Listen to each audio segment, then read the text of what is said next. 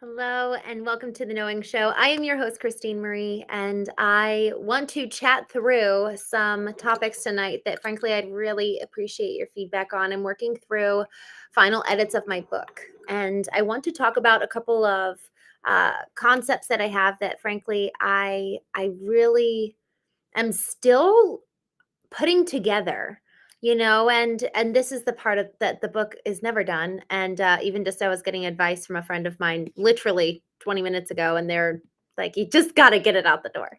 And I'm trusting that it will be the right time when I get it out the door. And I'm also like, you're right. So I was editing the book earlier today based on what was given back to me, and I was reading just a couple pieces where I'm like, oh, that I felt like that could be more clear. And so I was sitting with chapter 6, and effectively I'm in this chapter diving into the topic that I want to talk about tonight. And it's really effectively the need to view first.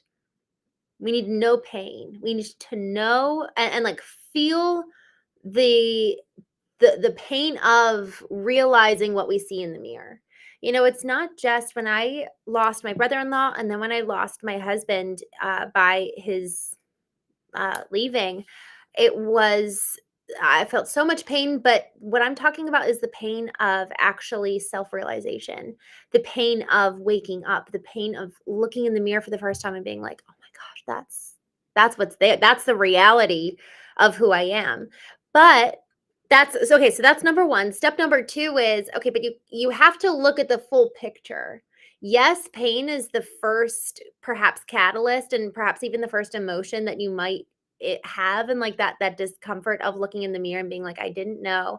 So for me, I actually held this very pious view over the way I showed up in my marriage and the way that I loved him, the way that I in my perspective, everything in my life was for him and for my sister and her baby girl who lived with us, and for his family. Like, I just loved him and his world so much.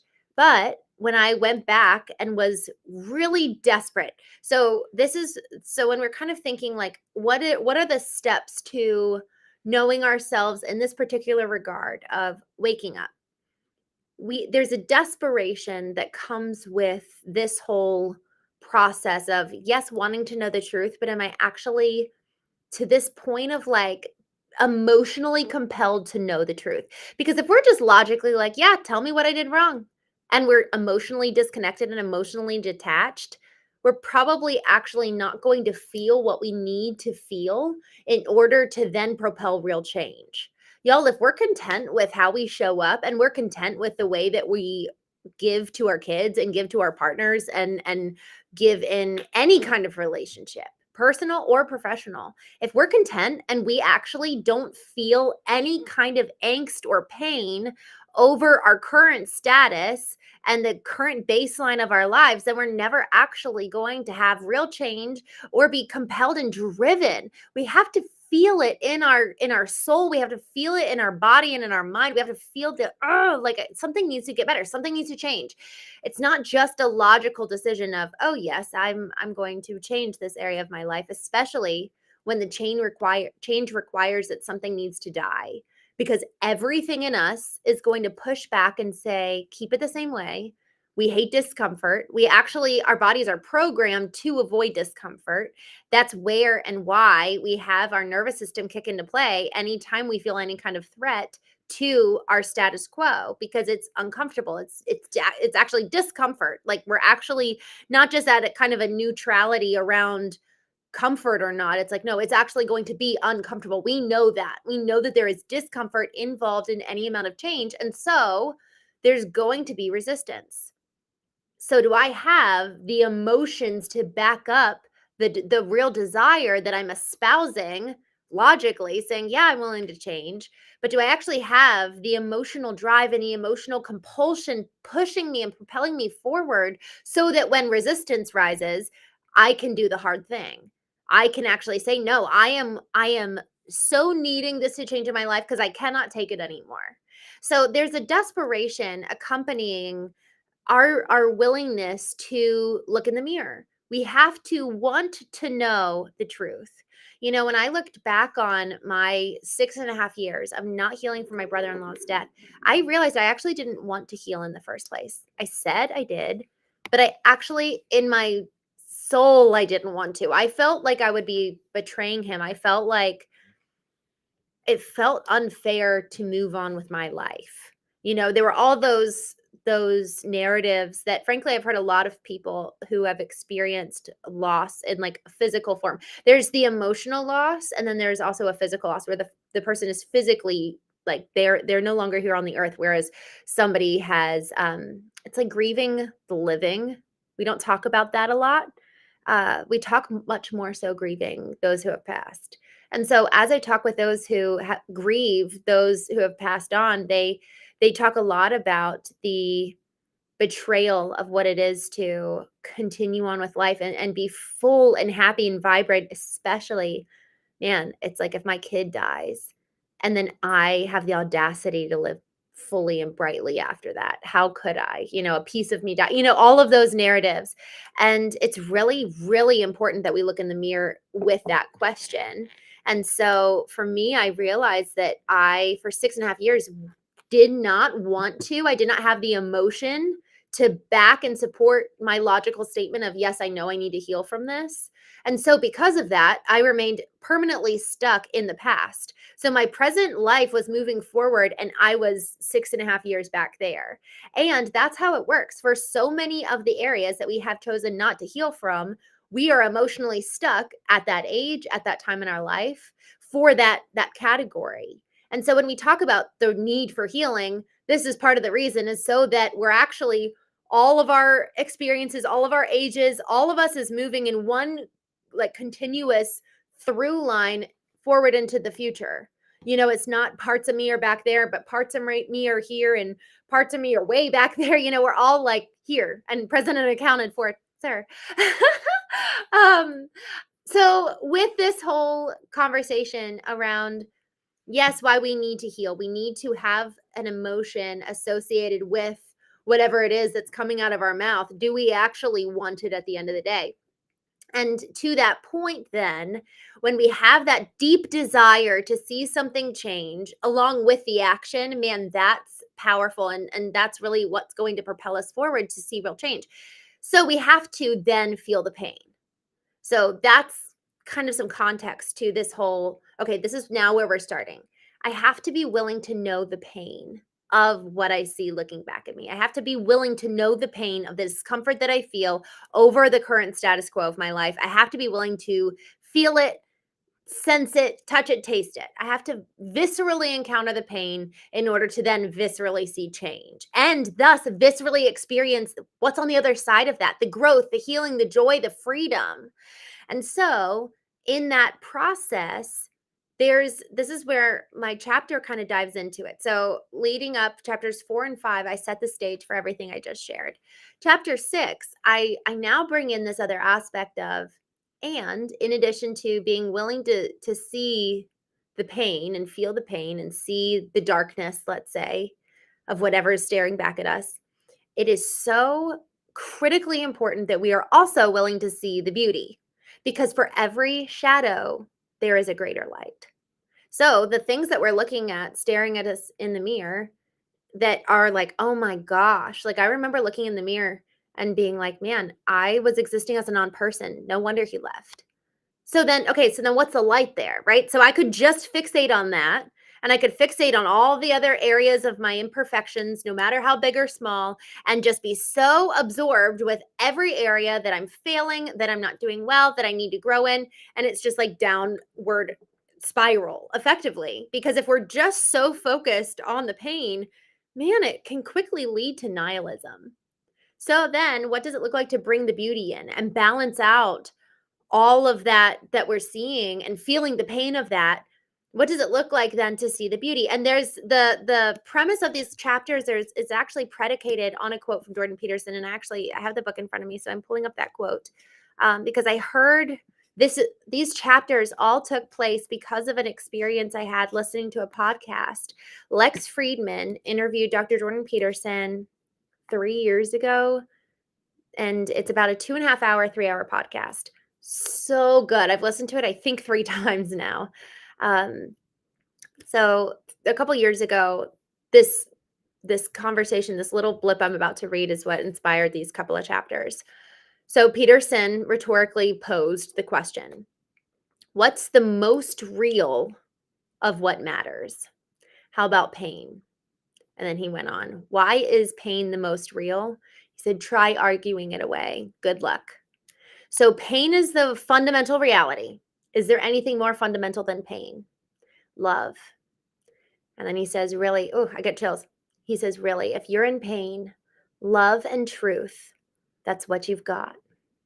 And he like is getting misty-eyed as he's talking. And man, I just have chills now thinking about that because I know that in the deepest pain, that there is a deeper level and there's a deeper level of a foundation of what's true and almost also like a higher transcendent truth.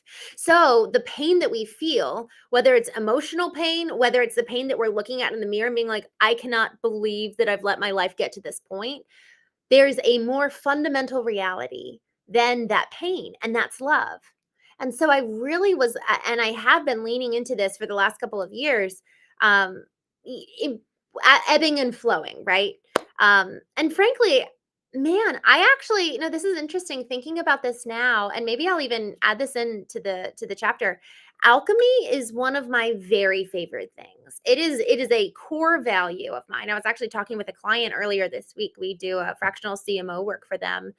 They're in the trades, and I was talking to him about just that's alchemy, the not just the ability, but a deep desire. Again, you got to have the emotional desire, not just saying I can do this or I want to do this, but you actually have a real emotion driven desire because then real tangible action follows. I have a deep desire to make ordinary moments something magical, to take what most people would walk right by and be like, oh my gosh, look at how beautiful. I want to do it in people. I want to do it in places. I want to do it in the fact that, I was walking through my neighborhood the other day, and for whatever reason, there's pink roses budding and blooming right now in November. And I'm like, what is going on? It's so pretty. Yesterday I was at the Christmas fair with my sisters, and there's pink roses. And I have no idea why. It's so cold. But that's magic. That's magic in what most people would pass right by, and I want to train my eyes to see the world through those lenses. And we have the ability to do that so long as love is a more fundamental reality than pain.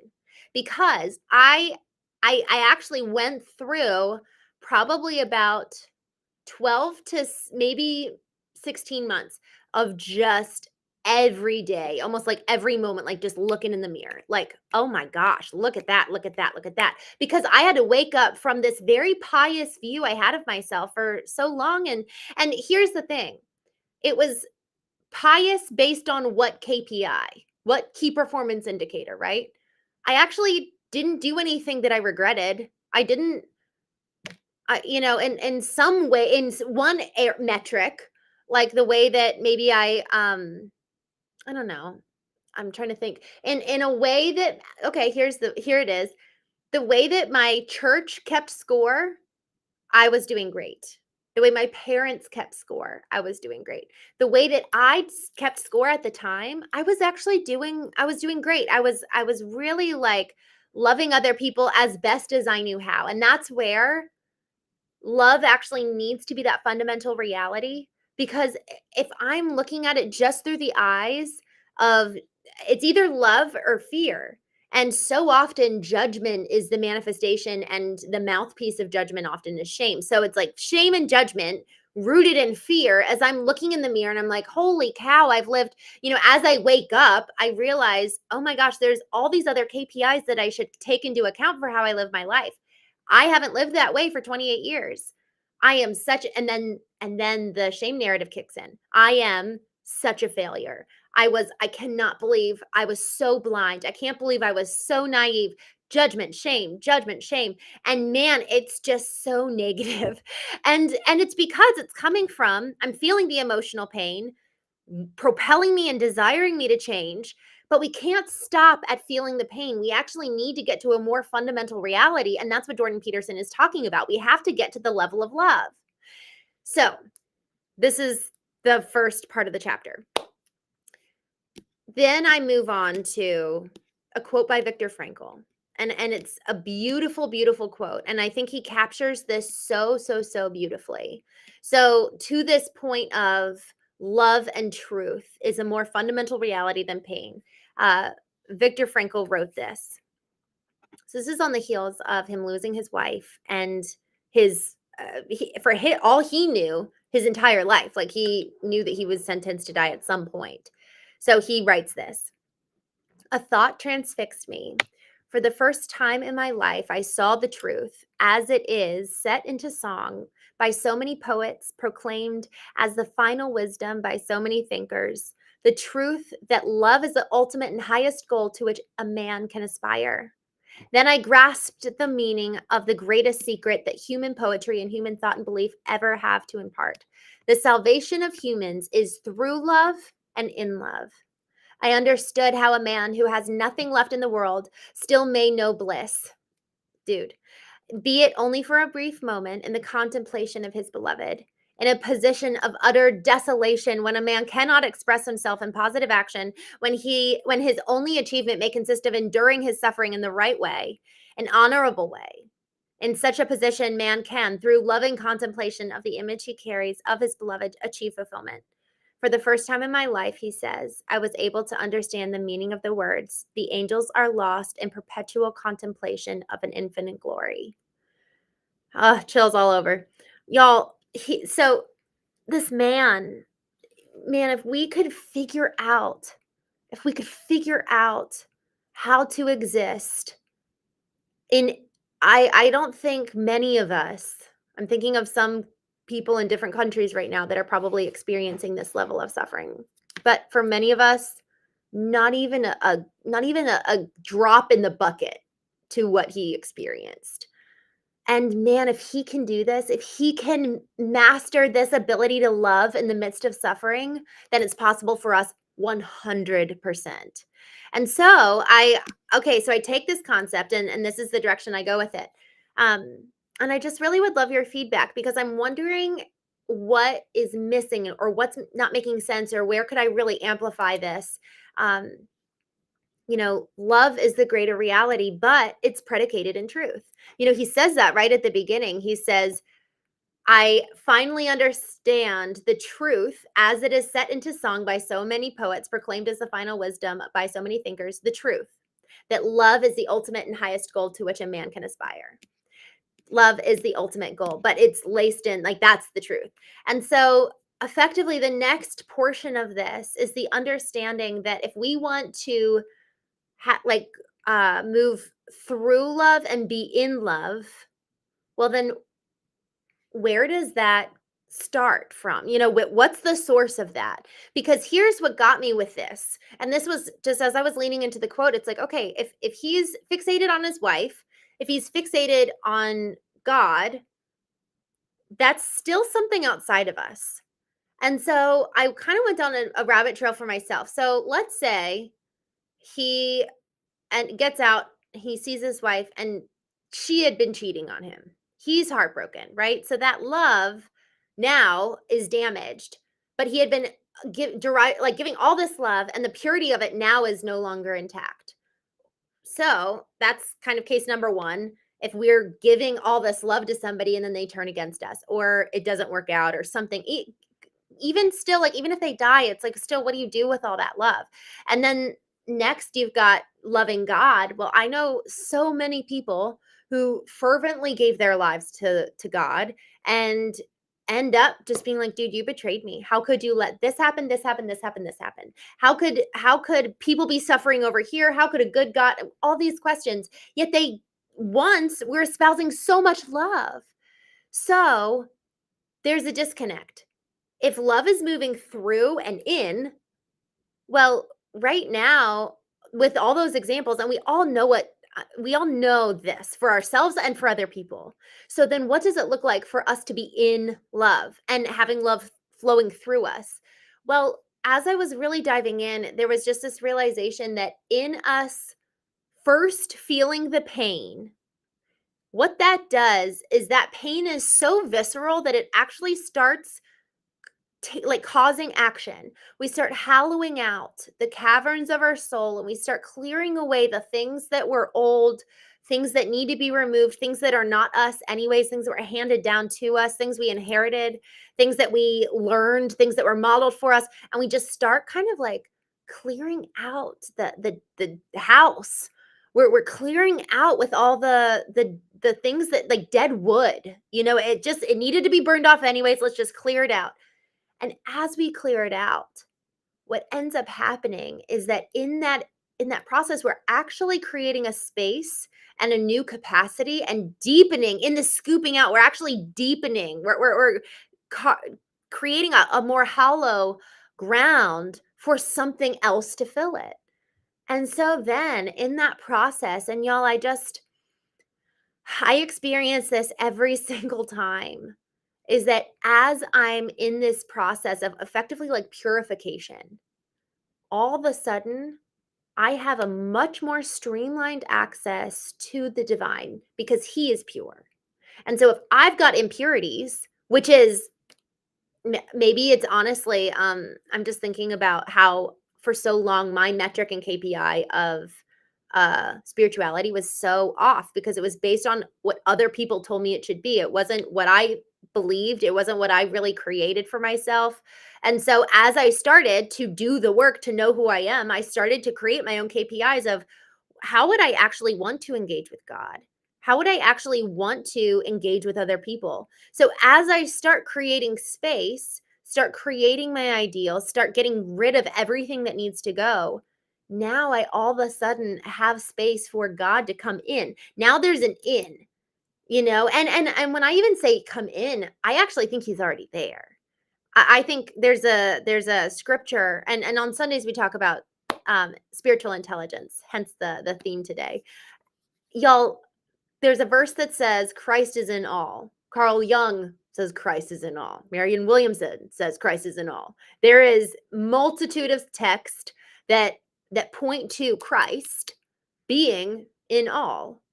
And we see it. We see splinters of God in every person, don't we? Like it's so beautiful. It's so vibrant to see people come alive because I'm like, oh, I see God in you. Like the creator is in you as you create. It's so beautiful to witness. So as we start creating space, now love begins to speak out. Now love begins to manifest. And then it's like the wellspring within us is being so filled with new life that it's filling our cup and filling our oxygen and filling the gas in our tank, that the natural overflow is love. There's another biblical text that says, "You shall know a tree by its fruit."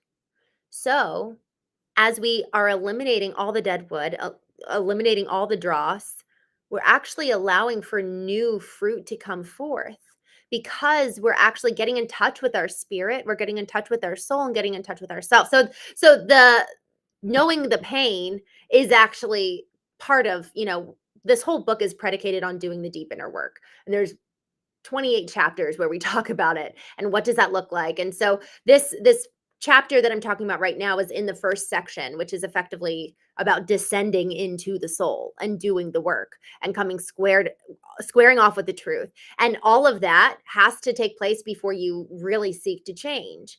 And so as you're squaring off with the truth, as you're realizing, as you're like, oh gosh, I that's not me. That's not me. I don't know what's going to take its place yet. So before you really start to have the real change, we're clearing away.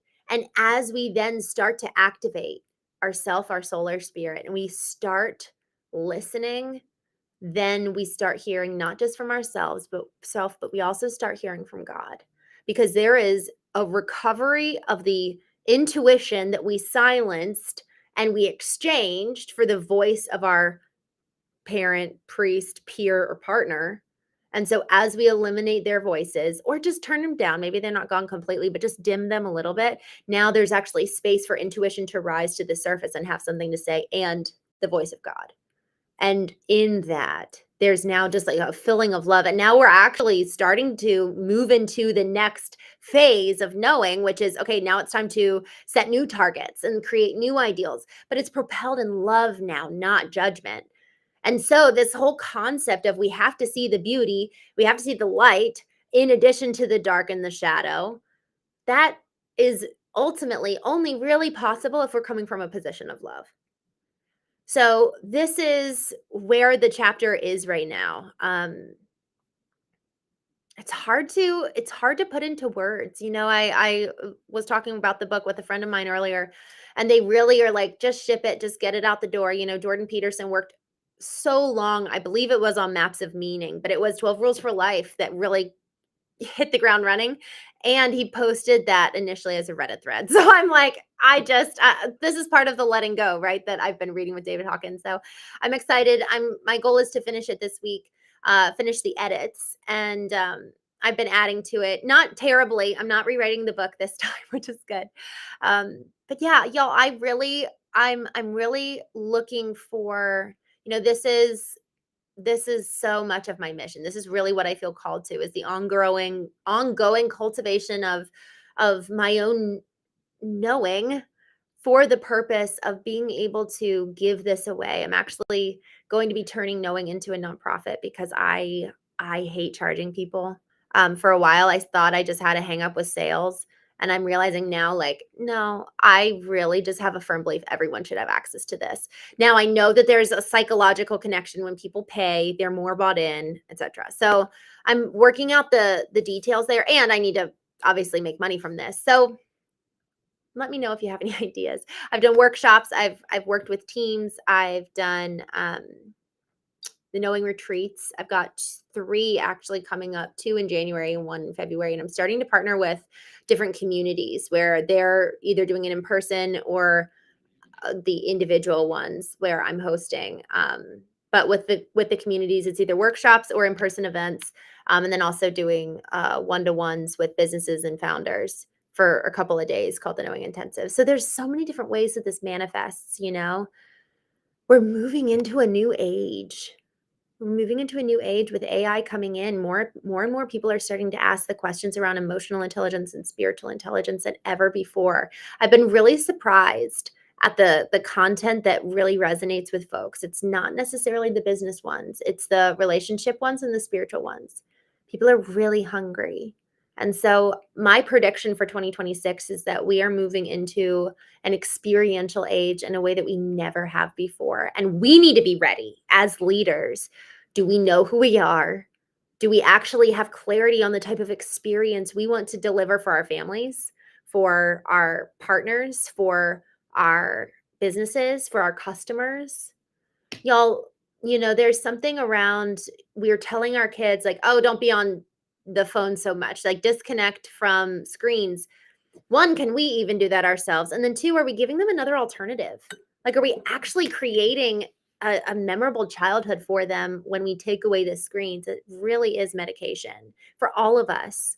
It's so easy. So that's my challenge for myself. That's the direction I'm heading with knowing, is to pursue the cultivation of obviously knowing who we are, bringing play into it and bringing experiences into it, both on, working on the individual side, but then also with businesses. We're doing a whole big campaign right now for one of our clients where we're bringing an experiential element for their holidays for their clients. And we need more experiences, more touch points, more communication, honestly, more human to human connection than ever before. So I know with knowing there's so many different ways that this can manifest. So I feel peaceful, and I don't feel an urgency. I actually started the year in very opposite. I was at Genius Network, Joe Polish's place, and someone reflected back to me. They were like, "I hear a sense of urgency in your voice," and I was like, "Yeah, time's running out." And now I'm like,